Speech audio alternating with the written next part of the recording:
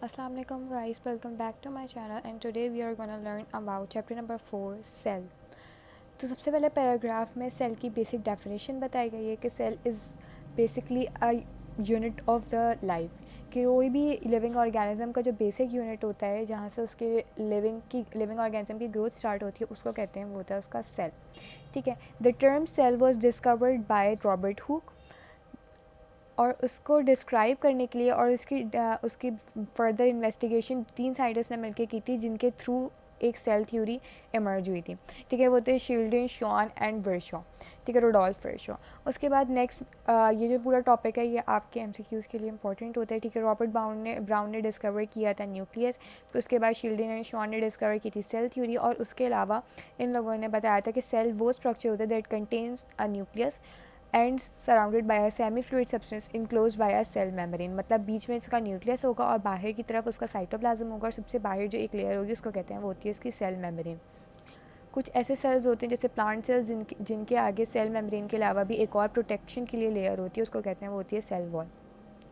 Next is emergence of the cell theory. Cell theory 2 scientist ने मिलकर सबसे पहले बताई थी, वो थी एक शील्डन, वो बॉटनिस्ट थे, और दूसरे थे हमारे पास शॉन।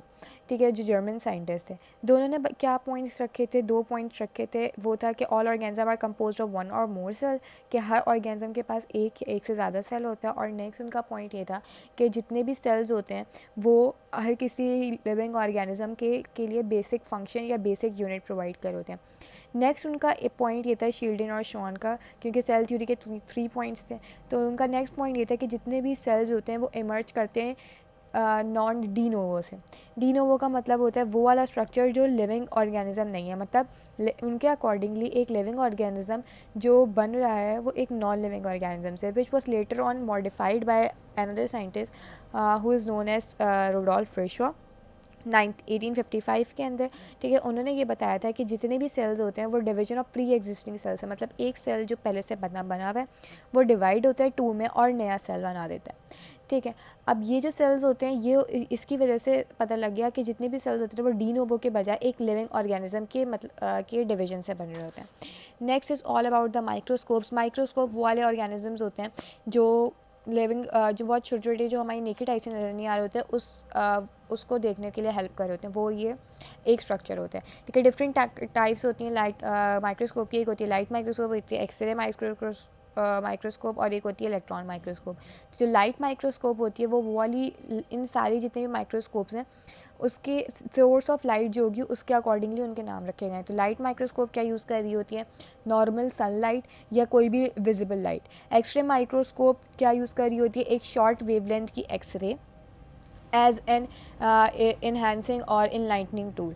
और जो इलेक्ट्रॉन माइक्रोस्कोप होता है वो बीम ऑफ इलेक्ट्रॉन यूज़ कर होता है। Next point is resolution versus magnification. Resolution वो वाला कंपोनेंट होता है एक माइक्रोस्कोप का जो पहले मैं मैग्निफिकेशन बता रहा हूँ। मैग्निफिकेशन का मतलब आप सबको पता होगा। मैग्निफिकेशन मतलब कि एक डायग्राम या एक जो लिविंग ऑर्गेनिज्म एक माइक्रोस्कोप में वो हम जो अपनी आई से देख रहे होते हैं उस माइक्रोस्कोप में, तो वो कितने ज़्यादा हम जूम कर सकते हैं, तो वो जूम करने की जो पावर होती है वो होती है मैग्निफिकेशन। और जब जूम करके उसके पिक्सल्स को क्लियर करना, कि मतलब जितना ज़्यादा मैं उसको जूम कर लूँ उसके ऑर्गेनिल्स मुझे उतने ज़्यादा क्लियर नज़र आए, वो होती है मतलब क्लियरिंग पावर जो होती है वो होती है रेजोल्यूशन।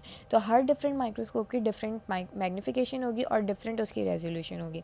इसके अलावा next topic is centrifugation. Centrifugation वो वाला प्रोसेस होता है जिसके अंदर कोई भी एक लिविंग ऑर्गेनिज्म को या किसी भी मटेरियल को हम सेंट्रीफ्यूज करते हैं। सेंट्रीफ्यूज का मतलब होता है कि एक डिवाइस के अंदर हम उसको यूँ करके स्पिन करवा रहे होते हैं होमोजेनाइजर्स के थ्रू, जिसके अंदर जो सॉलिड पार्टिकल्स होते हैं वो नीचे सेटल हो जाते हैं, और जो लिक्विडी पार्टिकल्स होते हैं मतलब जो प्रोटोप्लाज्म होगा वो ऊपर की तरफ चला जाएगा, और जो ऑर्गेनिल्स होंगे वो नीचे की तरफ आ जाएंगे, मतलब जो सॉलिड सब्सटेंसेस होंगे। तो होमोजेनाइजर को हमने लिया, सही, उसमें सबसे पहले विद इन 10 मिनट्स उसका न्यूक्लियस सेटल हो गया नीचे, और बाकी उसका protoplasm with along with all the organelles.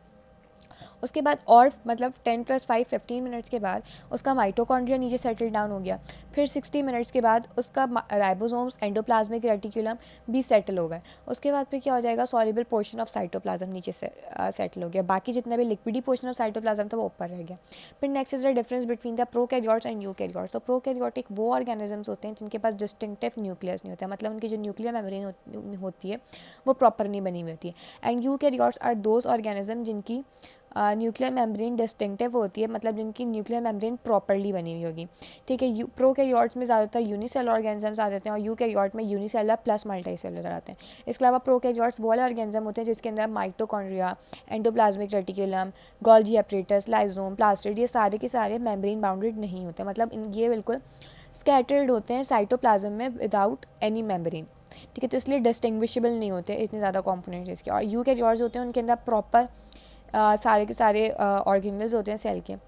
Prokaryotes के जो भी न्यूक्लियस होगा उसको हम कहते हैं वो होते हैं न्यूक्लियोइड, क्योंकि वो सर्कुलर डीएनए होता है, ठीक है। और वो डीएनए जो होता है उसके अंदर प्रॉपर नंबर ऑफ क्रोमोसोम, मतलब ट्रू क्रोमोसोम्स नहीं होते, ठीक है। इसके अलावा नेक्स्ट टॉपिक इस यूकैरियोटिक सेल के सेल कॉम्पोनेंट्स। तो सबसे पहले 4 चीज़ें मेन होती हैं। एक होती है किसी भी सेल के अंदर, एक उसकी सेल वॉल, एक उसकी सेल मेम्ब्रेन, एक उसका न्यूक्लियस और ये प्लाज्मा मेम्ब्रेन और उसका साइटोप्लाज्म।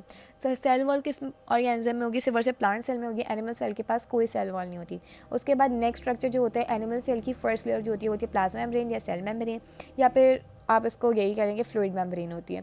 और जो प्लांट सेल की होगी उसकी फर्स्ट लेयर ये होगी, फिर सेकंड ही होगी, उसके बाद साइटोप्लाज्म और बीच में उसका सेंटर में न्यूक्लियस होगा और डिफरेंट स्कैटर्ड होंगे ऑर्गेनल्स। सबसे पहले हम पढ़ेंगे प्लाज्मा मेम्ब्रेन। तो प्लाज्मा मेम्ब्रेन जो होती है लिपिड बाइलेयर होती है, मतलब बाइलेयर मतलब 2 लेयर्ड होती है और वो लिपिड मेम्ब्रेन होती है। लिपिड एक कंपोनेंट होता है, लिपिड, प्रोटीन, कार्बोहाइड्रेट, तो उसमें जो लिपिड होता है वो होता है, ठीक है। All cells are enclose in a membrane as the outer, सबसे पहले आउटर लेयर होती है। सारी की सारी सेल मेम्ब्रेन, चाहे वो सेल वॉल हो चाहे वो सेल मेम्ब्रेन हो, दोनों का काम क्या होता है कि वो एक्सटर्नल इन्वायरमेंट को इंटरनल इन्वायरमेंट से सेपरेट करके रखती है। क्यों सेपरेट करना ज़रूरी है? इसलिए सेपरेट करना ज़रूरी है क्योंकि एक्सटर्नल इन्वायरमेंट, अगर इंटरनल इन्वायरमेंट की चीज़ें अगर एक्सटर्नल इन्वायरमेंट में चली गई विदाउट एनी प्रॉपर मैकेनिज्म, या अगर नहीं जानी होनी चाहिए थी, तो इस वजह से क्या हो जाएगा, ये पूरा का पूरी लेयर डिस्टर्ब हो जाएगी। तो एक तरीके से वो उसको प्रोटेक्शन भी प्रोवाइड कर रही है और एक बैरियर बना के रख रही होती है एक्सटर्नल और इंटरनल इन्वायरमेंट का, ठीक है। अब जो ये वाली लेयर होती है बेसिकली प्लाज्मा मेम्ब्रेन, चाहे वो सेल वॉल की हो, चाहे वो प्लांट सेल की हो, चाहे वो एनिमल सेल की हो, तो वो होती है लिपिड बाइलेयर, ठीक है। 2 पैरेलल लेयर्स होती हैं आपस में, ठीक है। 2 एंड्स होते हैं, एक होता है पोलर एंड जो बाहर की साइड पे होगा और एक होता है नॉन पोलर एंड जो अंदर की साइड पे होगा। जो पोलर एंड होता है वो होता है हाइड्रोफिलिक मतलब वाटर लविंग, यहाँ से वाटर पास हो सकता है, लेकिन जो बीच वाला पार्ट होता है वो होता है नॉन पोलर, मतलब कि हाइड्रोफोबिक मतलब वाटर नॉन लविंग, ठीक है। तो इसके अंदर से वाटर के मॉलिक्यूल्स पास नहीं हो सकते, तो ये अब ये जो लिपिड मेम्ब्रेन होती है इसके ऊपर, इस वाली ऊपर की लेयर में बहुत सारे डिफरेंट तरीके के कार्बोहाइड्रेट्स और प्रोटीन्स प्रेजेंट होती हैं। तो 2 तरह की प्रोटीन्स प्रेजेंट होती हैं। सबसे पहले हम ये देख लेते हैं, ये वाला जो पूरा मॉडल था ये किसने बनाया था? एक साइंटिस्ट है सिंगर और निकल्सन, 2 साइंटिस्ट है, दोनों ने मिलकर इस पूरे के पूरे मॉडल को डिस्क्राइब किया था, एज अ पिक्चराइज किया था, ठीक है। इस मॉडल को इसलिए क्योंकि एक तरीके से मोज़ैक सा स्ट्रक्चर बना रहा होता है और फ्लूइडी नेचर का होता है, इसलिए इसको कहते हैं ये होता है फ्लूइड मोज़ैक मॉडल, ठीक है। अब क्या होता है इसके अलावा, अब इसमें देखें, यहाँ पर ये वाली जो पूरी लेयर है ये हो गई लिपिड की लेयर, ये हो गया इसका पोलर एंड, ये अंदर की साइड वाला हो गया इसका नॉन पोलर एंड। इसके अंदर बहुत सारे डिफरेंट तरीके के ग्लूकोज के कॉम्पोनेंट्स या फिर कार्बोहाइड्रेट्स के कॉम्पोनेंट्स होते हैं। तो ये जो लंबे लंबे से कॉम्पोनेंट्स हैं ये सारे के सारे ग्लूकोज के कॉम्पोनेंट्स हैं, ठीक है। अब क्या होता है, अगर ये ग्लाइकोलिपिड या ओलिगोसैकेराइड जो ये छोटी छोटी चीज़ें बनी हुई हैं सारे के सारे ग्लूकोज या कार्बोहाइड्रेट के मॉलिक्यूल्स हैं, ठीक है। अब 2 तरह की प्रोटीन्स होती हैं और मैंने बताया था प्रोटीन्स भी होती हैं। तो प्रोटीन्स 2 तरह की होती हैं, एक होती है इंटीग्रल प्रोटीन, इसको इंट्रिंसिक प्रोटीन भी कहते हैं, और एक होती है पेरिफेरल प्रोटीन जिसको एक्सट्रिंसिक प्रोटीन भी कहते हैं। तो इंटीग्रल प्रोटीन वो वाली प्रोटीन होती है जो लिपिड बाइलेयर के अंदर एक चैनल प्रोवाइड कर रही होती है, मतलब वो एक तरीके से दोनों लेयर को क्रॉस करवा देती है, दोनों लेयर के बीच से जाती है और एक चैनल बना देती है कि ऊपर की जो एक्सटर्नल इन्वायरमेंट की जो चीज़ें थी वो इंटरनल इन्वायरमेंट में आ जाए और इंटरनल इन्वायरमेंट की जो चीज़ें थी वो एक्सटर्नल इन्वायरमेंट में आ जाए। तो मतलब कि एक तरीके से डिफ्यूजन करा रही होती है, एक समझ लें एक होल सा है और इसके अंदर से एक टनल सा या एक पाइप से पास हो रही है, तो वो होती है इंटीग्रल प्रोटीन। पेरिफेरल प्रोटीन इसके अलग से होती है। पेरिफेरल प्रोटीन इस तरह की प्रोटीन्स होती है जो सिर्फ या तो ऊपर की साइड पे होंगी या नीचे की साइड, मतलब ये पूरा पास नहीं करवा देती हैं, ठीक है। तो ये हो गई पेरिफेरल और इंटीग्रल प्रोटीन। तो डिफरेंट तरीके से सेल के अंदर एक तो ट्रांसपोर्ट होता है, एक होता है नॉर्मल डिफ्यूजन, एक पहले हम इस तरीके से क्लासीफाई करते हैं कि दो तरीके के ट्रांसपोर्ट, एक होता है पैसिव ट्रांसपोर्ट, एक होता है एक्टिव ट्रांसपोर्ट। पैसिव ट्रांसपोर्ट में कौन कौन सी चीज़ें आएंगी? डिफ्यूजन और ऑस्मोसिस। डिफ्यूजन क्या होता है? सिंपल कोई भी मॉलिक्यूल आया वो यहाँ से पास कर गया, मतलब अब हाई कॉन्सेंट्रेशन ग्रेडियंट अगर यहाँ पे ज़्यादा, फॉर एग्जांपल यहाँ पे सोडियम की कॉन्सेंट्रेशन बहुत ज़्यादा थी और यहाँ पे सोडियम की कॉन्सेंट्रेशन बहुत कम है, तो सोडियम जो होगा बाहर से अंदर आ जाएगा विदाउट एनी बैरियर, आराम से पास आउट कर जाएगा। और लेकिन ऑस्मोसिस क्या होता है, ऑस्मोसिस के अंदर एक ऐसी चीज़ चाहिए होती है हमें जो एक तरीके से सेमी परमिएबल हो। तो जो लिपिड बायलेयर होती है वो सेमी परमिएबल नेचर की होती है, तो जो हायर कॉन्सेंट्रेशन से लो कॉन्सेंट्रेशन मूवमेंट होती है through semi permeable membrane is known as osmosis. Next is active transport. Active transport क्या होता है, ये दोनों होती हैं डाउन द कंसंट्रेशन ग्रेडियंट, ये होती है अगेंस्ट द कॉन्सेंट्रेशन ग्रेडियंट, मतलब जहाँ चीज़ ज़्यादा है वो मूव नहीं करवाएगी, जहाँ चीज़ कम है कम से ज़्यादा मूव करवाएगी।